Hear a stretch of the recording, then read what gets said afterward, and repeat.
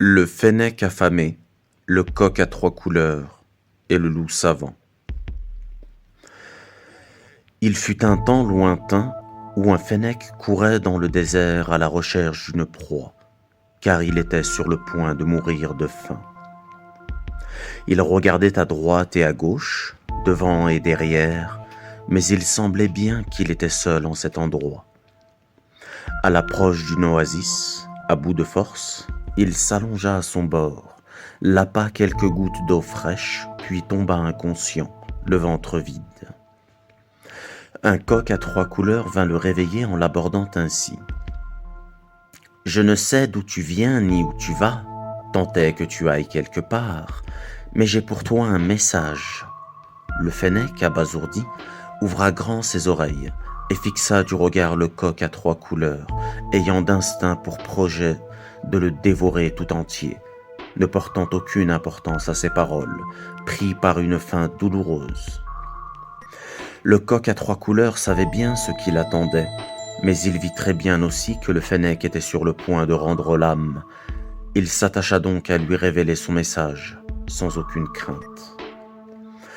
Le fennec tenta bien de lever la patte pour asséner un coup au coq, mais épuisé de fatigue, cela le fit retomber à terre, d'où il voyait, à travers un voile flou et le soleil qui lui brûlait la rétine, le coq déployer ses ailes. « Qui es-tu » demanda-t-il au coq, sentant le souffle lui manquer. « Et que me veux-tu ? Vois-tu, je meurs de faim. »« Je sais, » dit le coq à trois couleurs, « et je suis ici afin de te révéler trois choses. Mon identité n'est que de peu d'importance. »« Vois-tu, » dit-il, « je me donnerai à toi en repas, si tu acceptes de m'écouter. » Le fennec ouvra grand ses oreilles encore une fois, impatient de le dévorer.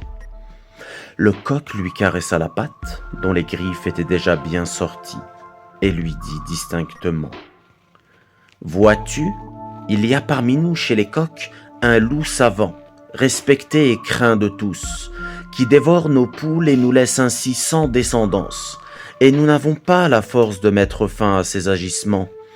Et je me donnerai à toi en repas si tu nous débarrasses de ce tyran. Pour cela, car il est d'une force inouïe, je vais te révéler trois de ses secrets. Le premier est que ce loup savant se déguise en coq pour aguicher nos poules. Elles, naïves et ignorantes, se laissent prendre. Le deuxième est qu'il connaît notre langage comme il connaît le langage de toutes les espèces. C'est ce qui lui permet d'arriver à ses fins.